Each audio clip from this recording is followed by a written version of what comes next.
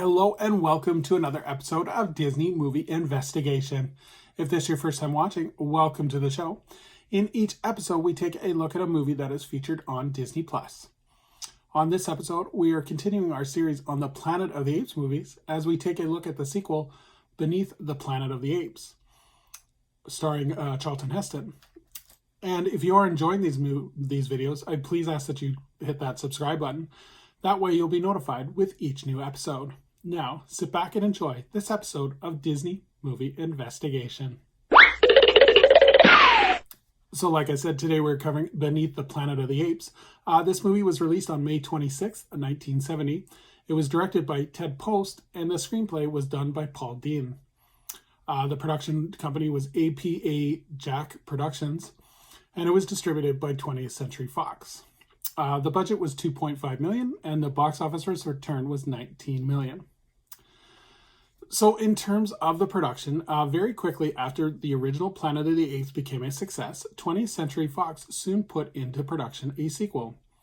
Ron Sterling was first consulted, but Fox was not interested in any of the proposal story ideas that he had.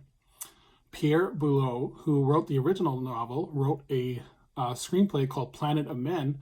And the story for this one was that the protagonist, George Taylor, would lead an uprising to take the planet back from the apes.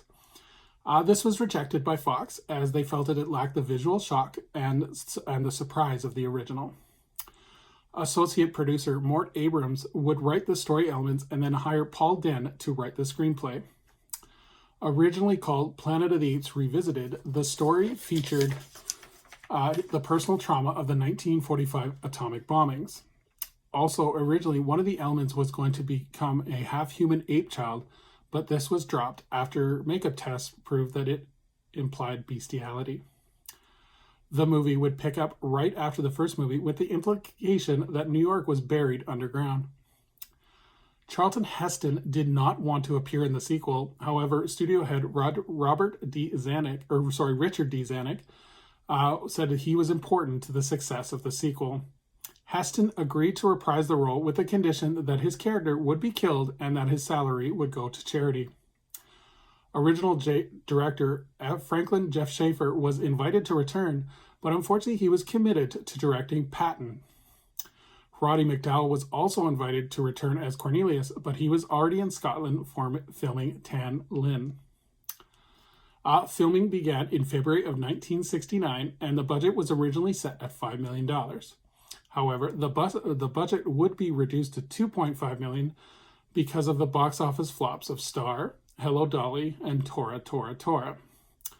Originally, Jerry Goldsmith was offered to score the musical, but to score the movie, but he was also busy with Patton. Leonard Roseman would be hired to complete the score for him. In terms of the cast, we have James Franciscus as Brent, Kim Hunter as Zyra, Maurice Evans as Dr. Zaius, Linda Harrison as Nova, Paul Richards as Mendez, Victor Buono as the Fat Man, and Charlton Heston reprises his role as Taylor. In terms of the plot, astronaut Brent is set to rescue Taylor, but crash lands on the Planet of the Apes, just like Taylor did in the original film. Taylor has disappeared into the Forbidden Zone, so Brent and Nova try to follow and find him. He discovers that a cult of humans that fear the apes' latest military movements and finds himself in the middle of a galactic battle. Tensions mount to this battle between ape and man deep into the bowels of the planet. So in terms of the legacy of the movie, the novelization of the film would actually contain a different ending in which Brent does not kill General Ulysses, but does detonate the bomb, which would destroy the Earth.